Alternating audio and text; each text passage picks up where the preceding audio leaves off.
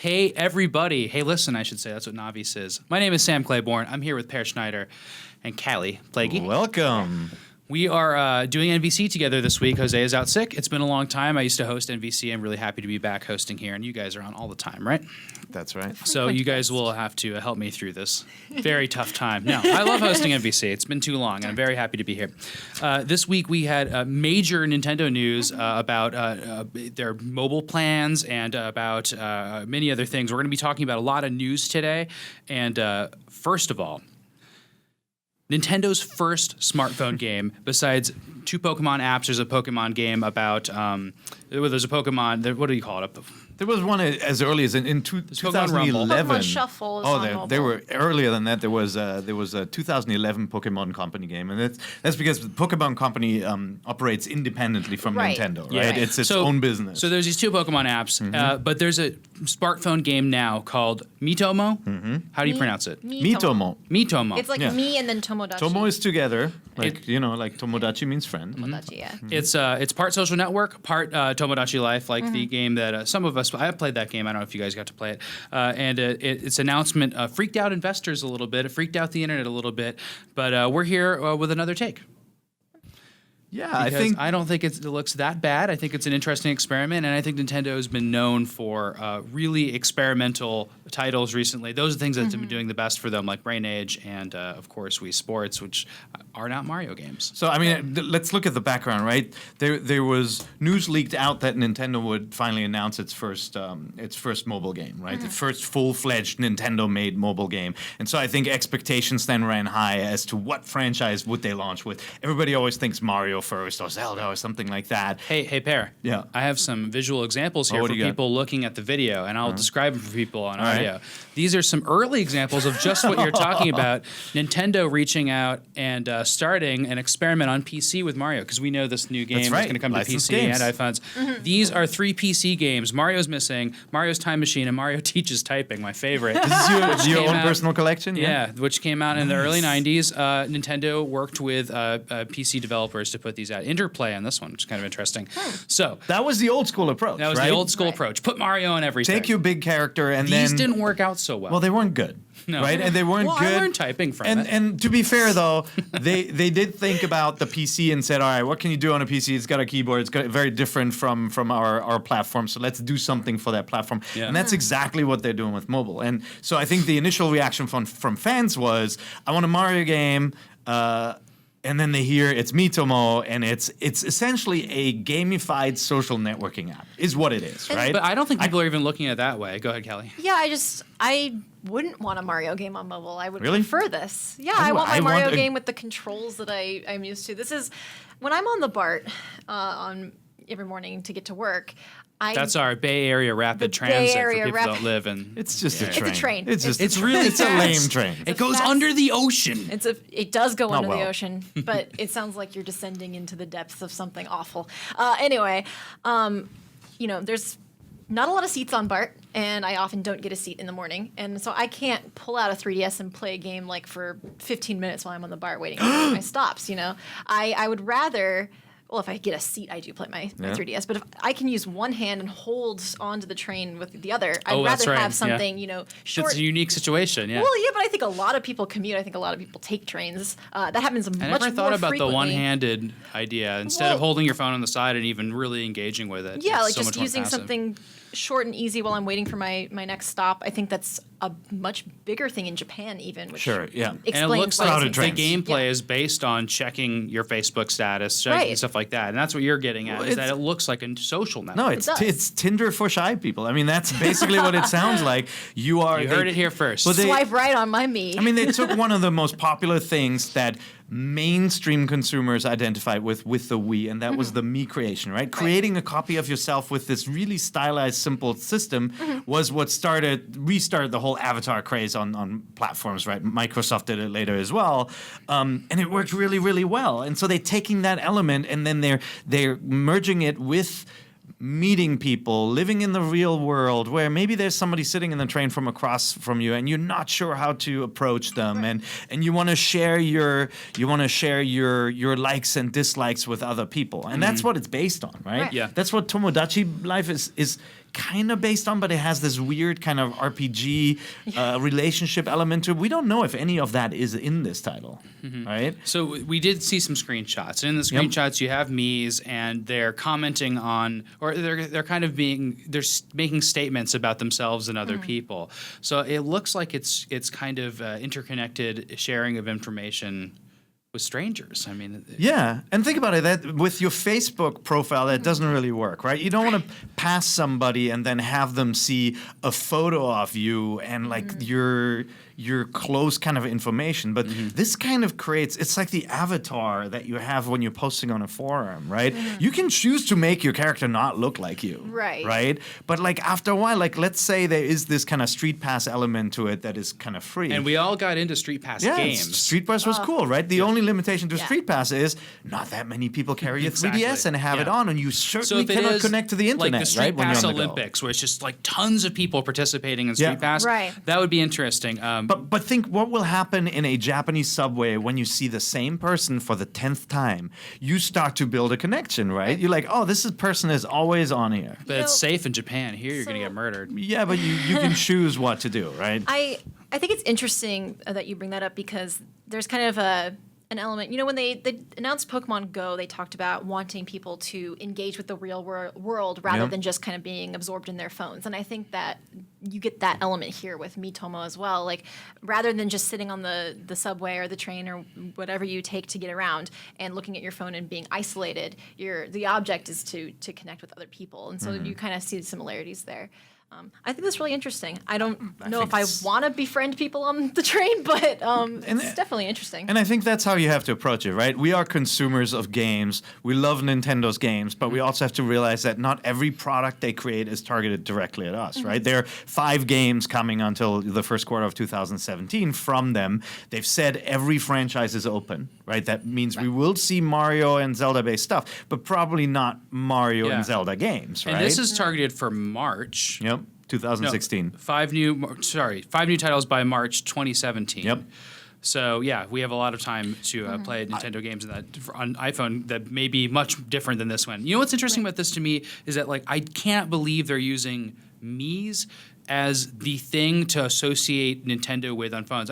Granted, we're not getting a Mario game, but like, why isn't it in like a Nintendo universe or something like really like say if you took this and it was just like also in Donkey Kong World sometimes and Smash Brothers style where like you have Mario background stuff. Instead, it's like all in like houses and Mii backgrounds and stuff. And it's just like why not just make this a big Nintendo social network thing with branding and a bunch of the cool stuff. Like the mini games could then have Kid Icarus in them and like stuff, but then stuff that people recognize instead of just being like tennis and things that Mii's do.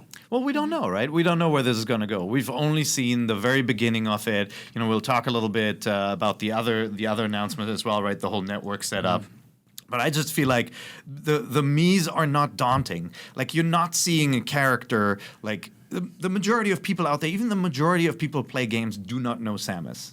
Right, that is not a universal character. So sad. Everybody knows Mickey Mouse, but right? We know that their strategy is to Mii, get people to see those things and then be like, "Oh, that's interesting. I want to play more on the 3DS." Sure, but that is something. But to me, that's a different strategy from this app where they're trying to create this universal identity that will one day span all of their platforms. Right, that's where this is going. Miitomo is not going to be this standalone thing that's just on mobile phones. Like that, Mii will live on all the platforms. I think it's really smart. It is not a game that most core gamers will want to play, but it really is a smart way to take the concept of a social network, make it a little bit, ironically impersonal, right? Like it's personal, but it's a little safer. You're removed from it.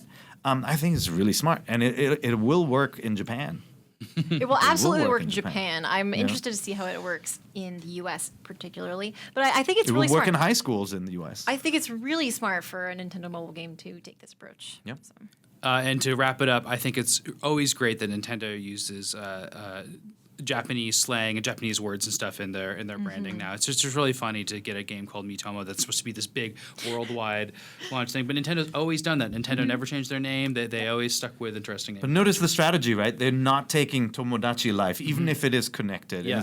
They're saying, oh no, it's not exactly like Tomodachi Life. Therefore, it's not called Tomodachi Life something something. It's actually kind of a contraction of their Miiverse and Tomodachi Life. That happens a lot with Japanese in general, just combining words like that to convey meaning. So it makes a lot of sense. Yep.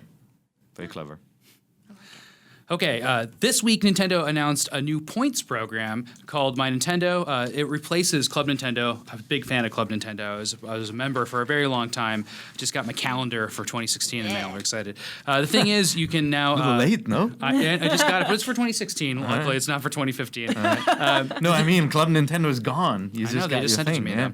The thing is, you can now play games to get points, similar to Microsoft's achievement system, it sounds like. The Xbox Live rewards, maybe. We don't know what it's going to be like. Yeah, or just the fact that you're playing for extra points in the game externally is kind of like achievements or trophies to me. But you can also get rewarded for that. So some of the rewards they already announced are digital games. So you can get, like, just Club Nintendo is like this too, but I know a lot of people didn't participate in Club Nintendo. Though I bet a lot of people listening did and watching. But you can also get physical rewards. So thank goodness they're bringing back some of those cool physical rewards, which I just look forward to so much. I love They're my great. Animal Crossing playing cards from Club Nintendo. I agree, and the Game & Watch, the special editions were really cool. I mean, it's cool. Oh my gosh, those are my favorite. I think, they made a new Game & Watch. To people who were familiar with Club Nintendo, they'll look at these announcements, they'll say like, wait, My Nintendo, why is this not just Club Nintendo? Why did they even shut down Club Nintendo and bring it back? And I mean, I personally think the story there is the infrastructure of Club Nintendo was PC-based,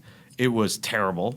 And it was something that fell over all the time. You saw it when people tried to get in. It was based on paper that came in your games Right. that you put on the internet. That's just not something that you can... You might as well just burn that down. They cobbled together some other stuff, right? Like downloadable games later on. You could register. They were registered automatically. But the moment you put in a disc, it's a different story. And I think they just said, scrap it, work with a new partner, make it multi-platform. It doesn't matter whether you're on a console, on a PC, or a mobile device, on a tablet. This will work across all of them. But and it used to be, again, about just buying a game. Yep. Right? It was linked to buying a game. But what is it going to be like to play a game? Like, are they going to give us challenges? Are they going to give us achievements like things? Because they have been experimenting with those in Smash Brothers and a lot of other games. There's just like 100 challenges to get through. Right. what do you think? Yeah, it's interesting to me. So I'm one of those people that's kind of insecure about my gamer score because I've spread my gaming across so many different platforms. It used to matter a lot more than it does now. No, it doesn't matter now. But like, so one time my friend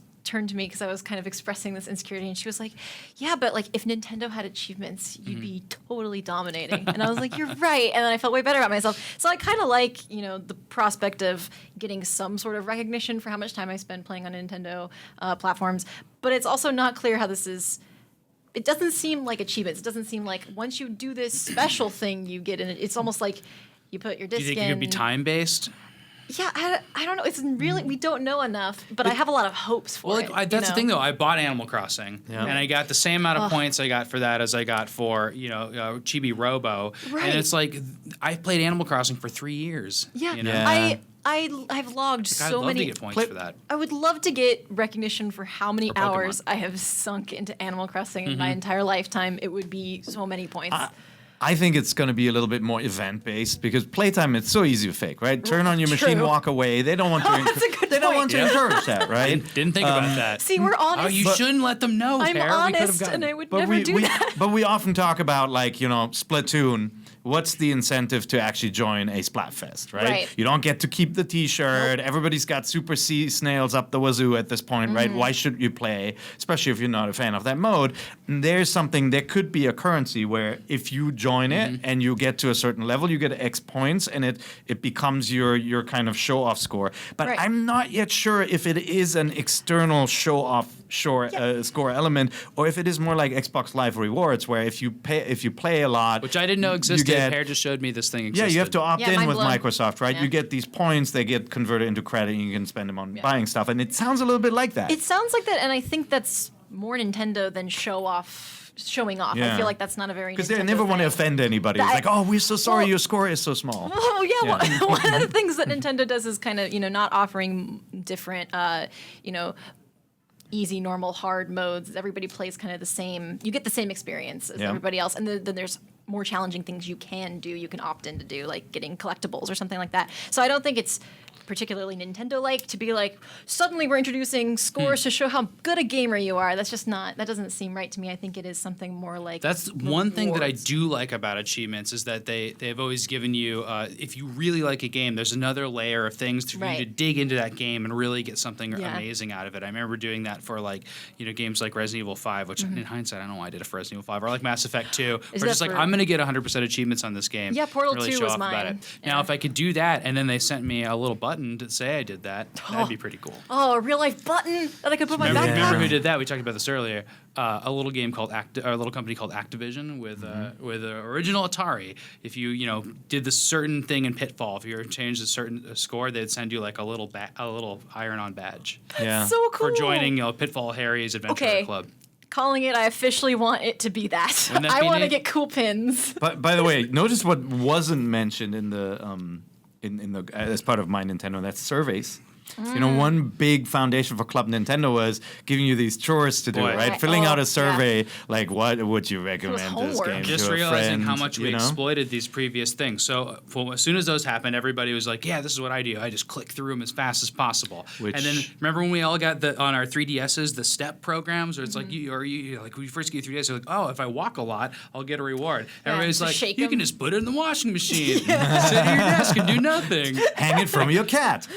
We always figure out a way to exploit these programs. But with Club Nintendo, there was the specific issue that you wanted to get to a certain score level once a year, and then you wanted to actually hold back on some of your things for the next period, right? Like because you wanted to get to platinum status. Right. So I buy a lot of games, right? And then I have like 10 of those tickets sit there until the platinum level passes and it gets reset. Then I enter those and I do all the service. Guess what? That is the worst intel a company could get. Yeah.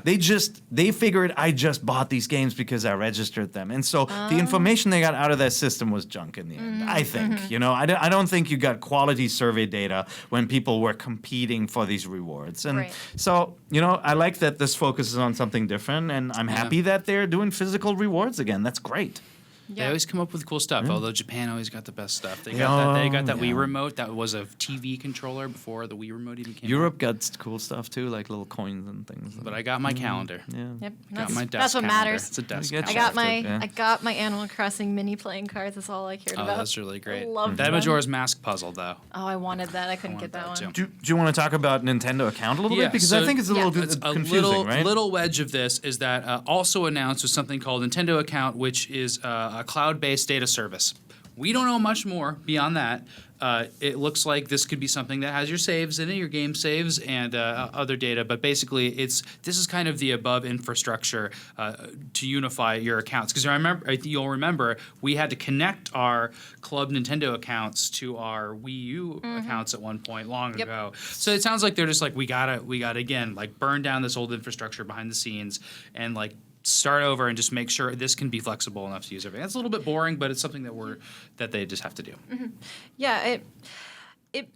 So at first I need glance, cloud saves, I'll tell you that. That'd Yeah. be really nice for going back and forth between places I play my stuff. Right, playing at work even is something that And not maybe this everybody is- does, but we do. But Yeah, that's true. And Yeah. it paves the way for NX, right? Because Yeah. if we do want to have a system that you can carry around and a system you can play at home, it's got to have cloud saving infrastructure. Right. It can't just have hard saving. Look, I mean, we again, this is one of those things where we have to know more what the actual technology is behind it because everyone can say, "Hey, we'll provide a unified system between our platforms." Look at Sony with the Vita, right? Like, but what you can't do with the Vita is sign out and have your friends sign in and then play their games. Like, right, there were all these limitations even with a federated, unified system like that. Yeah. And so I am hoping that this is truly that the DRM is attached to your name, right? So if I own a game on the Wii U and my Wii U or my NX, whatever, it breaks and I sign into the next system,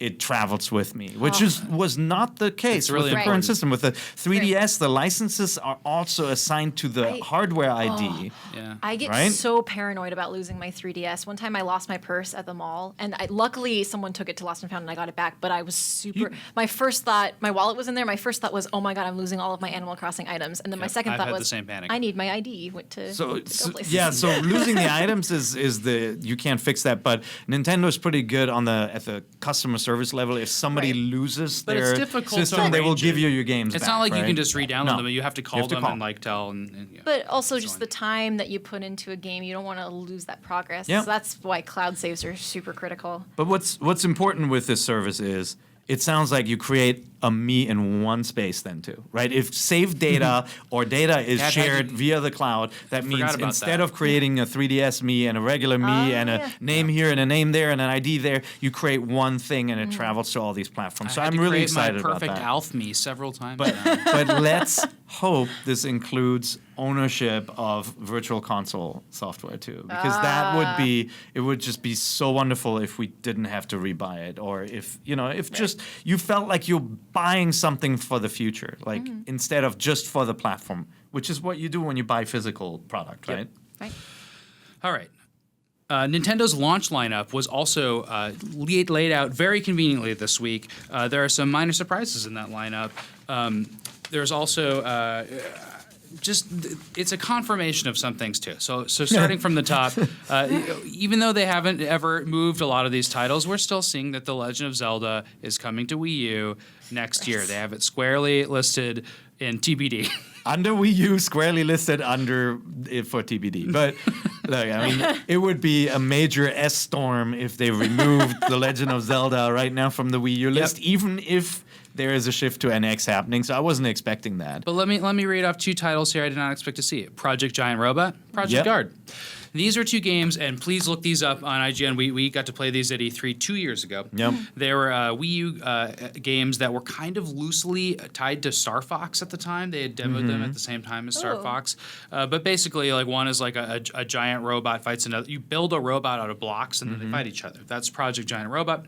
And then Project Guard was a similar Wii U experience about holding up the Wii U gamepad. Yeah. No, or was it the one with a bunch of cameras? The camera one, This is right? camera Yeah, one. it's Five Nights at Miyamoto's. Yeah, that's a good point. So, but you yeah, set up a bunch of cameras, and then you have to monitor on your TV all the cameras, and then on your Wii U, you're infiltrating a place. So It's really neat. I was not expecting to find those titles on the list, right? Like, having covered a few Nintendo generations of platforms, there are always these titles that hover around for years and years, and they're always TBD next year, right? There's Yeah. like, in the past, there was like DT, Jungle Emperor Leo. There are all these games. You're like, oh, I wonder if that's ever going to turn into something.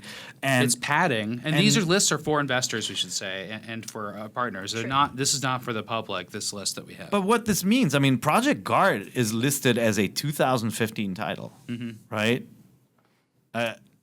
For the US. Yeah. We haven't seen this thing. We don't even know what it is. Is this a downloadable game? We know what the demo was we saw. We don't know what it turned into. And then That's a fun game. I'm excited. Project that Giant it's- Robot is TBD, which means, it's probably an X. I didn't think that game was as fun as Project Guard, but Yeah. it's excited. So and then also you and I were just reading an article, and Callie was there too, where there was a inkling of hope for new unannounced games. this year. Well, the Wall Street Journal quoted the CEO, Tatsumi Kimishima, as saying there are still unannounced games coming in 2015. And I had made the point, that seems surprising, but remember that the last couple of holiday seasons, we got Dr. Luigi, we got NES Remix. There's games like that kind of span this I just got a Wii U gap during the holidays, which are really exciting. So that's kind of been happening for the last couple. But very, very important. I mean, don't start setting the windmills on fire and celebrating that there's something major coming. These are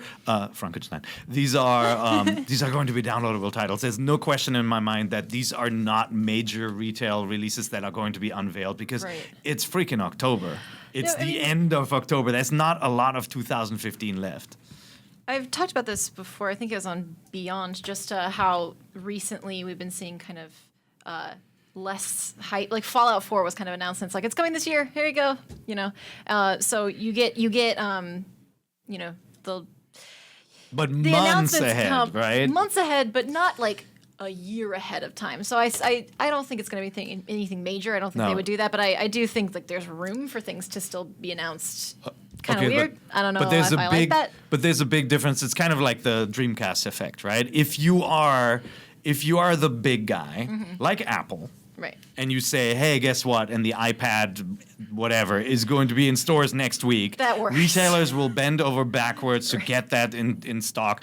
Apple doesn't care that much. They got their own stores as well. If you're a Nintendo right now, you're struggling to get retailers excited to stock your product. Right, it Let's wouldn't be make honest, sense. right? Because they're bigger titles. When you're Bethesda, you don't worry about that, right? Like Fallout for And that's every why these will likely be GameStop digital wants a wall. titles. Yeah. Yeah, So that I think it's strikes me as digital. kind of strange. I don't know why they would have unannounced titles left. I think it's downloadable stuff, maybe some fun stuff. I mean, they talked about The Legend of Zelda. They did not talk about it, but Twilight Princess HD. Yeah, there was that's a really there was good rumblings and rumors about that. Mm-hmm. That could be a downloadable title, right? That drops as a nice little Christmas surprise or something like that. I don't think it'll be the next Pikmin or anything like So what is Right. what is the version of Speed Sail for Twilight Princess? So when they put out Wind Waker, they added a thing called the Speed Sail. You get it within an hour and a half, and it Right. makes your boat go faster. And that helps so much. So what would that be for Twilight Princess? Well, they already would have it be the the skip bird. tutorial button? that. Oh man. The skip tutorial Please. sail? Please. Well, speeding up the conversations for sure. There are parts in Twilight. There are parts in Twilight Princess where you're not quite sure where to go. Remember, you had to go like upstream with, and you have to use the boat, and they're like these areas you need to get to, and you're like, how did I get there again? There are definitely some efficiencies that they could be working on. Those are but the good again, parts of the game. Herding the sheep is what we need to get rid of. But that Those sheep but just that- didn't want to get in the pen. But that connects to the ending. Scandal. I thought the beginning was dreadfully slow. I loved how it sets up the ending. I think that was so cool in that Wait, game. do you have to herd Ganon as a sheep in the end? What are you talking about? We're past. All right, we're Like, going I to give can you fair spoil it. warning. For the next Spoiler 30 seconds, we're going to for talk the about the ending end of Twilight Princess. Princess, which came out years ago. Link, as a farm boy in the very beginning, learns how to grab the animal Oh, the and toss wrestling it. the cows. Yeah, you do that with Ganon in the end. And but you that's don't herd exactly. him. But that's so brilliant that you go Yeah. back to the very first thing you learn in the That's game. cute, How yeah. cool is that? Fair. I think it's great. Fair. Anyway, you guys are all haters. That was a great. No, I thought that was a great point. Thank you. Spoilers. Spoilers are over. Spoiler over. But yeah, nothing really surprising on the list, right? Except, Pokken Tournament, confirmation that it's a spring 2016 title for the Wii U. That's nice. We had that confirmation. But US. it's interesting that that's coming out. Okay, what we're going to be playing also this fall though is a new Mario Maker DLC, including what I'm very excited about: a new source of official levels for Mario Maker. Now, I like making Mario Maker levels. I don't make nearly as many of them as you guys do, but I really like just playing levels, and I really want to play Nintendo's levels. And I think that got lost a little bit in the announcement, right? Everybody's so excited about the big feature for me is checkpoints, right? Oh, yeah. Yes. It's so frustrating to play a great level But you that is invented a hard. checkpoint. No, I didn't invent it. A lot of people have been doing checkpoints, right? Like there's one guy who created this complicated key and lock Oh, like it's so good. system. But you did a good one too. Did you talk about it on this podcast? No, but we did a let's play. It hasn't been posted yet. Okay. We'll show that off in He that. made a series of doors that lead to secret areas that basically take you back to. If you know what to do, you can go back to the middle of the level. That's a checkpoint. Yeah, but it's not That's as really smart. nice. It's not as nice as this, right? Like an actual having the built-in checkpoint. By the way, the way you reach it once the update is out, you grab the arrow, the arrow sign that tells you up, down, whatever. You shake it, and that turns into the checkpoint flag. When And you're so making then the when you level. die, you restart from that. I think it's just really good for complicated levels. It gives people, sometimes when you're playing your own level, you're really good at it. Then you give it to people, and you'll be surprised at the places they die. Whenever I look at the X's on my maps, I'm like, I can't believe everybody died on their first turtle. right? And this at least removes the frustration and makes it so you don't have to hold back in the later half of your level. But but what you said about the official courses, I think is really exciting. Yeah, so it's not only official courses from Nintendo. They were also partnering with other people. There's something called an event courses tab as well. So there's official courses and then event courses. Event courses are going to have one of them described is called Ship Love. This forthcoming level was created at Facebook headquarters in Menlo Park, and is the first Mario Maker level in the U.S. made by an outside partner. Yeah, they did this marketing tie-in. What is this? No, they did this marketing tie-in before the game came out. I don't know if you guys remembered, where they had people just, like big companies, and our company too, we have hack day events where engineers get together and create cool applications for the company in like a very short time span. Right. That was basically the Mario Maker hack day. I thought it was really clever. I don't know how many people can relate to a Facebook creator's Mario level, but think about it this way. When there is a Mario tournament or a big esports event or something where you have people creating levels, that could be really interesting. Yep, and official levels paves the way for creators at Nintendo, even major ones. Like we could get maybe in the holiday season we can get like a level from Shigeru Miyamoto. That's an easy way to feature those and put them up now and have them not get tangled up in everything else. You just go to those and see who made them and then what they are. There's a lot of potential for that tab, right? Are you making levels too? Have you made levels? I haven't had time. I've been reviewing. You did before the game came out. A game. Yeah. I have. I think it's super cool though that you can play levels that were designed by designers. I think there's a difference when you're playing someone who's more of a player who's creating a level. Do you know what I mean? Yeah, for sure. People who work as a level designer versus people who play. I think those are two very different levels, and I like comparing the two. I think that both are really interesting. I mean, I dream about a campaign, a new Mario 2D campaign being built out just a couple episodes or a couple levels at a time. I'm hoping that they will show kind of like some of the top Nintendo creators and show off their levels. I think it also gives the game longevity too, because you're going to keep checking back to see are there new levels. I think the event course, just going back to that really quickly, is sort of interesting because when I was in college, we'd have like hackathons where the computer engineering students would go and just make whatever, and there's also game jams that people do, like indie developers do these game jams where they just kind of like work on a game all night and then see what happens with it. So I think that it sounds super marketing-y, but I do think there's cool potential there. Could be good stuff. I mean, these are fun events, right? Like Yeah. if Nintendo takes over more companies and does like level hackathons, that'd be really cool. So you've been dying to talk about Nat Attack. No, I don't care about Nat Attack. Nat Attack You gets in wanna the talk way about- when you're creating. It's such a pain in the butt. Is this sensing power-ups a big deal? Yeah. Really? Oh my God. All right. So in I know the it's normal, annoying getting a fire flower when you already have one, but Yeah, but in the original game, there was this upgrade structure, right? Like in the game. So if you're small Mario, you hit a question mark block, you get the mushroom. When you have the mushroom, then you get the fire flower. And that was removed in Mario Maker, and they're adding it back in, which is just really cool. Yeah. I think you'll see some pretty clever use of that, where now you have more of a tiered system. And one of my big issues yes, with but Mario can Maker... you troll with it? You can absolutely try. You can troll with everything in Mario Maker. True question. If you have a flower, will it only give you a mushroom and you can't avoid it? It's a game where you can load coins into cannons. You control. It's Not encouraging it. I'm very I'm No griefers. But I think the biggest thing about this news, Checkpoint's great. The official level's great. The big news here is that game is going to get updates. I don't think this is one update and then they're going to forget it. No. It's not a patch. They're not fixing something that was broken. They're adding an element that people are asking for. If that is the start of multiple updates, one every couple of months, that's awesome. You know what I think? I think this is a Trojan horse. And you know what I think is in that Trojan horse? Greeks? A fix to the Trojans? invisible box. What? A fix to the invisible blocks.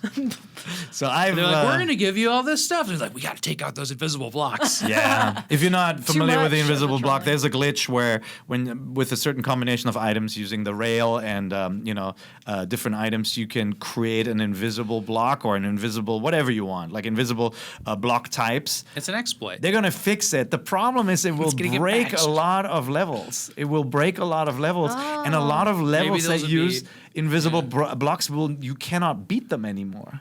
Yeah, maybe it'll be So- grandfathered in. So we'll see. I do think Maybe they're they gonna can fix fix it. it. The invisible blocks are cool though. Like if you use They're them so for cool. good, you can do I good thought this stuff. announcement was going to be like, and we're making invisible blocks official. Well, that would solve the problem. But this DLC was planned way before invisible blocks were discovered. Yep. And so on. So we'll see. It might die, the invisible block. Might. 2 weeks ago, we completed our top 100 games list of all time. We haven't done this since 2008. Yep.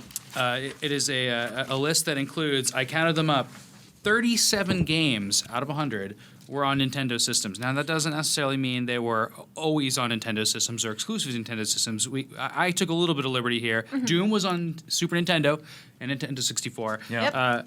And one of of the course, first games I remember Galaga's on playing. everything. Really? Yeah. On Super Nintendo? On, I believe it had a red cartridge. Yeah, it was Maximum Carnage did. I yeah, can't remember. my If memory no, is- black cartridge. It was black. my memory is super fuzzy, but Doom is one of the first games I remember. But the vast majority of the games that I counted up, and including I would say a third of the games on our list are Nintendo games, which is great. A lot of PC games too. I'd say PC and Nintendo were represented pretty- nicely on our list. Pretty nice representation considering, like, I mean, there's so could have just many. be every Zelda, right? There's just so many. You can add more too, but there's so many fantastic games out there across all the different platforms, and the fact that some of these classic games can still stand up there, right? There's always a little bit of a nostalgia tinge when you talk about classic games, but in this case, a lot of these you can play today and they're fresh and they're awesome and they absolutely deserve that to be wasn't there. a qualification of our voting, like that they have to be great now. But it was all about were they fun at the time. But man, when I look down this list, I love playing all these games still. Mike Tyson's Punch Out, Street Fighter 2, Resident Evil 4. I mean, everything's great.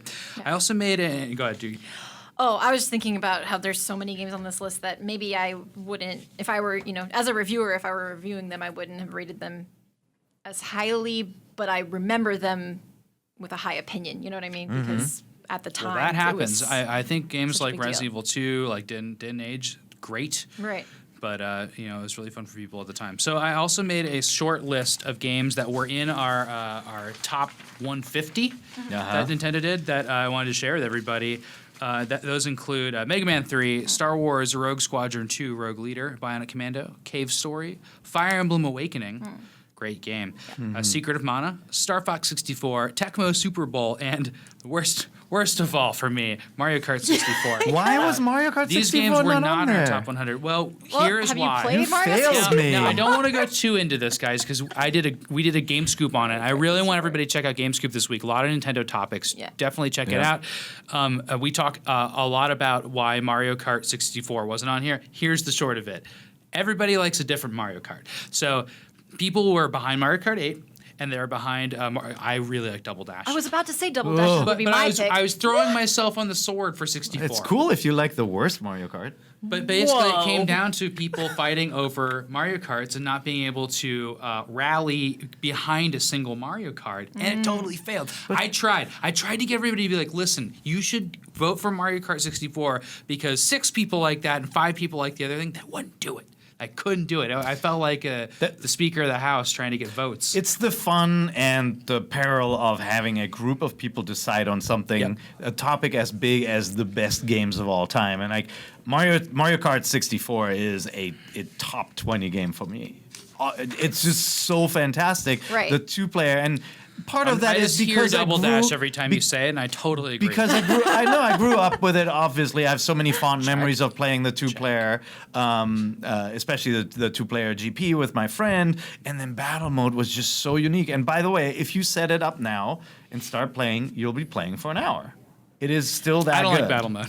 There's man. I liked it at the time a little bit. Well, I There's guess like they didn't racing. have that in the Soviet Union. Racing. No, there's a sandwich place by my apartment that has an N64 with Mario Kart 64 in it. And while you're waiting for your sandwich, you can play, but people just end up just with their sandwich in a bag still playing because Yep. you get sucked into that really quickly. But by the way, there were some more egregious omissions than Mario Kart 64, I'd say. Oh, Don't say Donkey Kong Country.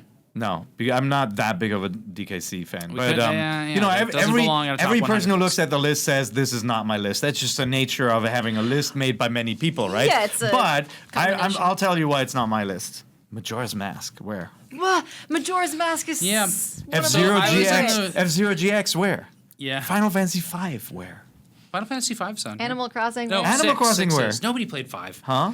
Animal Crossing. Yeah, we Race couldn't get 64. Okay, Animal Crossing Wild World was so excellent for Yeah. me. I loved that But that's game. another instance of people can't settle on an Animal Crossing experience to get behind. If everybody liked New Leaf as much as they like their original experiences, it'd be fine. But like, man, I had so much fun with the first Animal Crossing. I liked Wild World too. Like, it's really hard. But that's the point, right? Yeah. Games that are not No on one cares it about aren't- City Folk. Games that aren't in the list aren't bad. It's just Right, that, you know, it's- these are universally beloved games by many Right. people on Yeah, that team. there's probably 500,000 games in existence right now. So Conquer. the top 100 are hard to narrow down. Blast score 1080. I think you're Excite getting into Bike. the weeds. Excite there. Bike. Okay, maybe those are top 500 games. Eternal Darkness.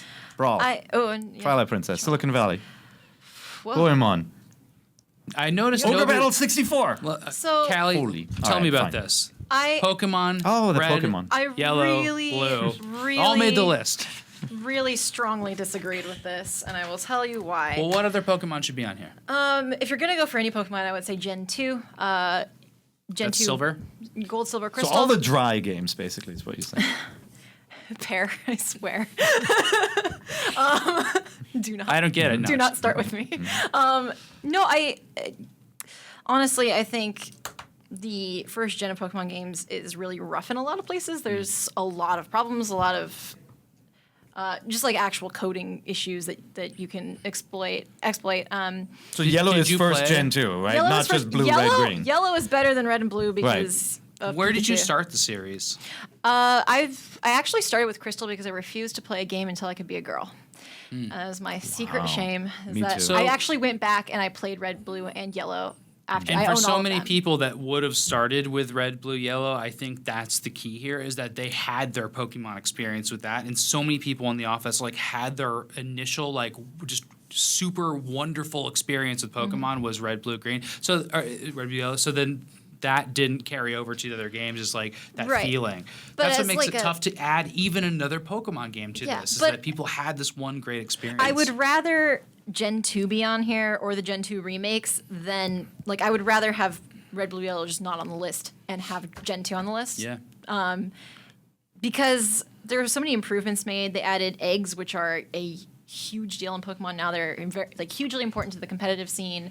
The remakes, Heart Gold and Soul Silver, were also really big competitively. Eggs. I'm not convinced yet, Callie.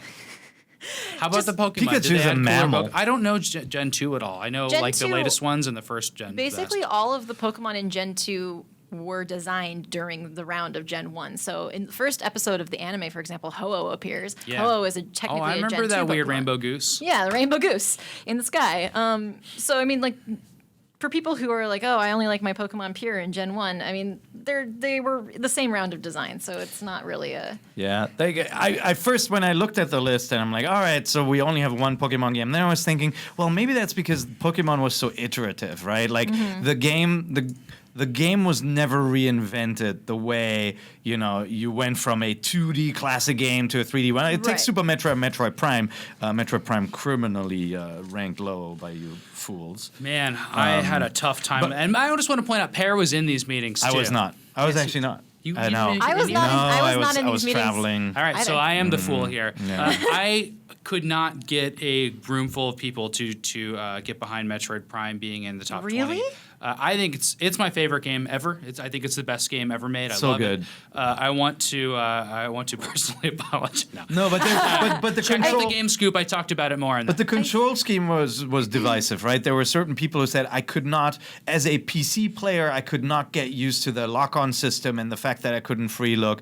I can understand that, but I feel like that game is so brilliant despite that. There's some open it just- wounds from PC players because the same year Battlefield came out and Half-Life 2 came out. And to get the people that worked here at the time, Tal and Steve, who were working on the PC team, are still like very anti-Metroid because of them having to fight for these PC games. That's my psychology behind You it. think so? But And also, you can blame it on Marty, who hosts Beyond on IGN, because he keeps on saying that Metroid is overrated, though, and I'm not sure why. But anyway, so like back to the iterative question, Right. right? Like Prime feels different from Super Metroid, That's very even true. though it's the same franchise. But you can't say the same for a Pokemon game. I guess one of my problems with the list, and I wasn't in the meetings, was the criteria. Like for me, I think that one of one of the big important things about some of these games is, how they influenced other games, how they influenced the industry, and how they kind of crafted us into the people we are today. Which is why Metroid Prime would totally be high on the list for me because of the groundwork it paved. I would have put Quake on the list for the groundwork it paved. Quake is another good one, yeah. Yeah, Yep, I mean, that's that's not a Nintendo one, but that's one I would have put very high on the They're list. all number 101. Yeah, and so as far as Pokemon goes, I think, sure, the first gen was really important, but the second gen introduced all of these things that are still hugely important for Eggs. breeding is so important because that's how you get I don't remember competitive breeding grade Pokemon. That's Oh, how you oh, get no, I know what you competitive mean. grade Yeah, yeah, for that Pokemon. part, That's how you are able to course, remain yeah. competitive. And then I don't know. I love also playing as a girl was really important to me. So Well, as the only that's my person thing. here who's been See to the that. Pokemon World Championships, we'll have to take your word for it. Thank you. All right, that is all I have for NPC this week. I want to remind everybody that there is now a shows tab on IGN.com. Go to IGN.com, click shows at the top of the page, and you can click on NPC there, and you can see all of our previous episodes. The first time we've had a very easy way to see all these episodes. You can also click on the people in those episodes. There's people like Jose Otero who have their own page. You can see everything that Jose does on IGN. It looks really nice, and it's a great way to experience NVC. And of course, you can watch this show on YouTube. We have some visuals this week that you're missing out on if you're just listening to the audio version. Sam's short, mostly. I'm a visual. And I like to thank Callie, and I like to thank Pear, and I hope to be back on NVC soon. And this was a lot of fun. Thanks so much. Yeah, I'm always happy to be on MVC. It's great always to a have you. highlight of my day. All right, until next time, Get the thing. get the thing.